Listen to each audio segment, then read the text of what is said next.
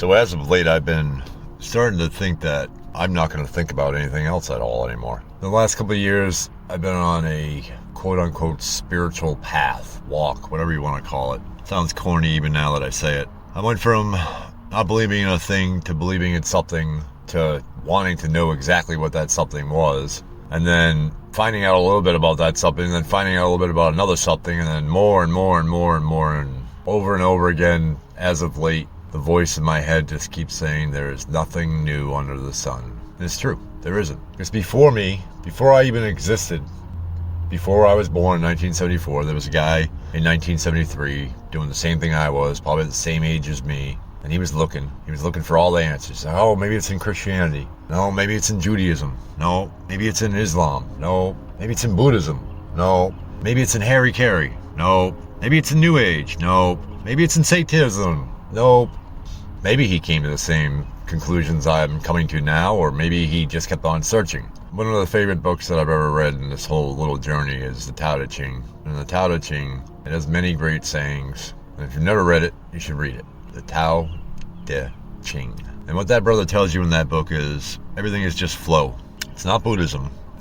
It's a branch. Buddhism could be closely resembled to it, but it's not the same school of thought. But he tells you that in the very beginning of the book, it basically says that the way, the Tao, which is the definition of the Tao, or the English translation of the Tao is the way.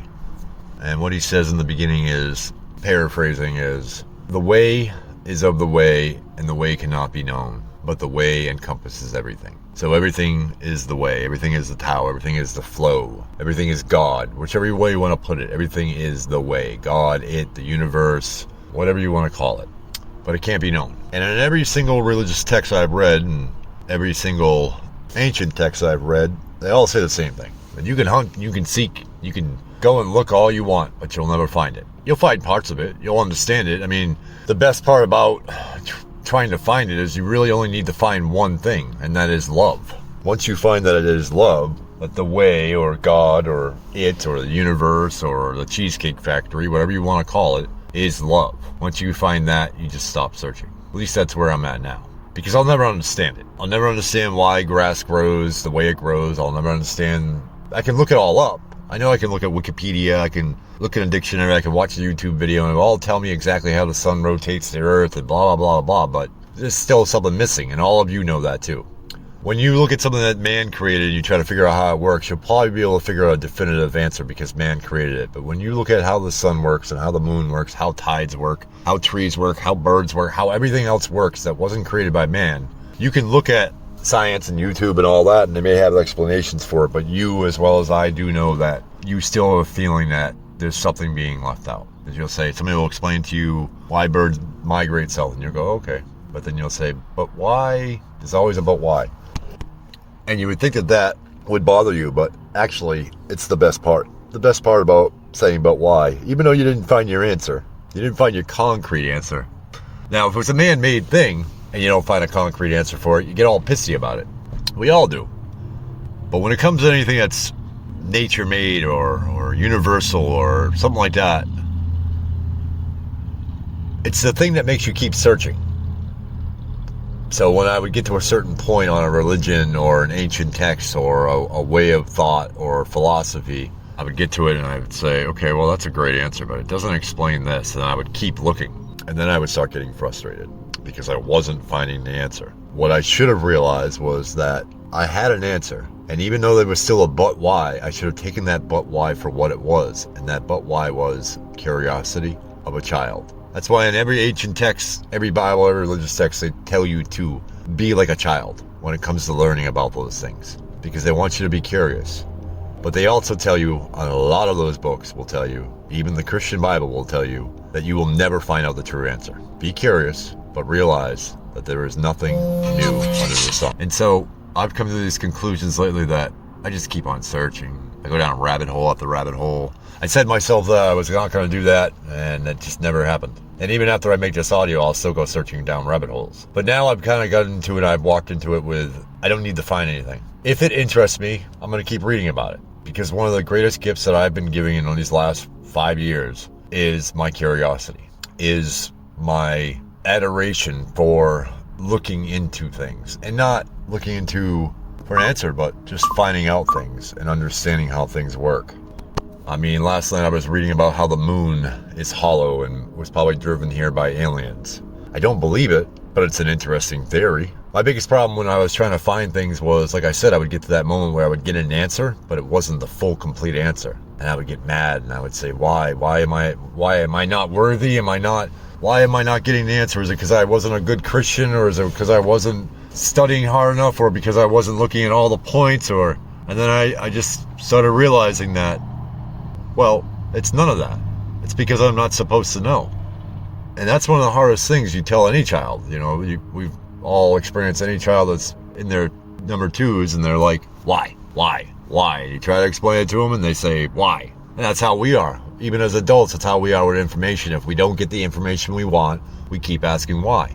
There's nothing wrong with being curious, but if you keep asking why, I'm sure at least one or two of you, if you ever listen to this, you asked your father or your mother why, and they finally just got sick of you asking and looked at you and said, because. And I'm starting to understand that that's now what's happening with me. I believe that my search, while it will continue, is over because whatever label you want to affix to it, God, Jesus, Buddha, the Cheesecake Factory. I don't know why I always throw that in, but I think that Dave just said because. You're on a need-to-know basis. You don't need to know that right now. You get mad. I've gotten mad at God. I got mad at Jesus when I was on that walk. So why can't I know this stuff? Why is it only that pastor gets to know? He wasn't hiding anything from me. He's not hiding anything from me now. I talk to him all the time.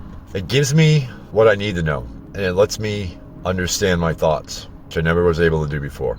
It helps me reflect. Whenever I go out seeking for answers from another man, when I'm trying to find out what another man thinks about something that I think is the correct answer, I'm told to sit alone with my thoughts and think about it for myself. Another great gift that was given to me was the quote that popped into my head one day, and that as far as I can tell, I'm the only person that's ever said it.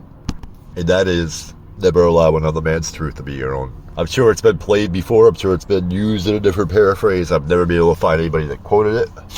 I don't know if I'm the only one, but I think I am. And I tell that to all the kids in my life, all the adults in my life. I tell them that all the time. I said, don't ever allow another man's truth to be your own. And the reason why is when I heard that in my head, that was when I stopped looking. That was when I stopped looking into religion so much. It wasn't what broke me from Christianity or anything. Nothing broke me from Christianity. I'm still a Christian. I still believe in Jesus Christ. I just don't believe the way they want to believe. And that's fine. They can do as much searching as they want to. But it's what broke me off and made me think for myself. Never allow another man's truth to be your own. So that's what got me going. That one said, well, I got to go find my own truth. The problem was, and I've just come to this conclusion, that I thought, I was out seeking on YouTube, through ancient texts, through, blogs and all this. I said, I'm going to find my own answer. But guess what? All those things that I was reading and watching, those are all man-made. Those are just somebody else's thoughts. So while I could go and do those things, and while I still will continue to do those things, I have to remember that I have to only take what resonates, what makes sense to me, what I may agree with. If somebody says something, what I agree with, and take that, but not their whole truth. Because I will never know the whole truth. Neither will you. And neither will anybody in a church or anybody that straps a bomb to their chest and goes and kills 8 people in the name of Allah. They will never know the truth. Maybe they'll know afterwards. Maybe you will, maybe I will. But we're not meant to know it all. If we were meant to know all the truth, then guess what? Jesus would have came to each one of us individually. Buddha would have came to each one of us individually. Krishna would have came to each one of us, and everybody would have came. It wouldn't have been, we're going to make this book, and we're just going to hope that it gets out there in the world. That's just another man's truth, another man's opinion. If you really want to try to find truth, you'll find it by sitting along with your thoughts and nature. If you really want to find truth, take time to sit by the sea. You may not find out what you want to hear. It's just like praying. You pray all day long for a brand new car, and one day, God puts a car in your driveway, but it's not brand new. He knows what's right for you. Just like by sitting by the sea, you may not get the answers you're trying to answer, but you may get some. You may get pointed. You may get something. You'll get something. I do firmly believe in that. I do firmly believe in that. If you ask, it will be given to you. There's nothing wrong with searching. But the problem is that I think we all do this, is that it doesn't matter whether you're a believer of anything or if you believe in nothing. If you search for anything, You have to search from within. And that's another thing that all those texts and all those books and everything tells you. But we all just, we ignore it. Say, no, it can't be outside of us. It has to be, or it can't be inside of us. It has to be on the outside. There's got to be answers outside. Because that's how we were programmed. We were programmed that way growing up, to think that everything is taught to us. So I'm not smart enough. I can't be smart enough to know this knowledge, so I have to get it from someplace else. No, that's not true. If you look inside of yourself, you will figure out what this is all about. Your answer will be different than mine, so I'm not even going to give you mine. I'll tell you that my answer is what I think, what I believe, what I hold dear, is that it's all about just love. There's no better way for me to grasp it than love. Yes, there's misery. Yes, there's pain. Yes, there's sorrow. Yes, there's all kinds of crap on the outside and on the inside too. But that's my truth. So I've given up on looking for what other men tell me God is like, or heaven is like, or hell is like, or any of that stuff. Me, I'm just going to read and watch now just because I like to. And I'm going to take things that hopefully teach me something about love, or teach me about right attitude, or teach me about how I can be more of myself and talk to myself and love myself. Because all this time, all I've been doing is just looking for another man to give me the answers. And there are none. The only answer you need is within yourself.